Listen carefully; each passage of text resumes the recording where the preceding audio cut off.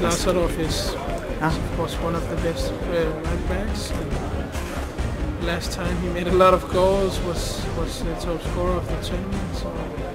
Kiro es una persona impresionante, la verdad. Yo no lo conocí antes, pero ya llevo jugando con él 5 meses y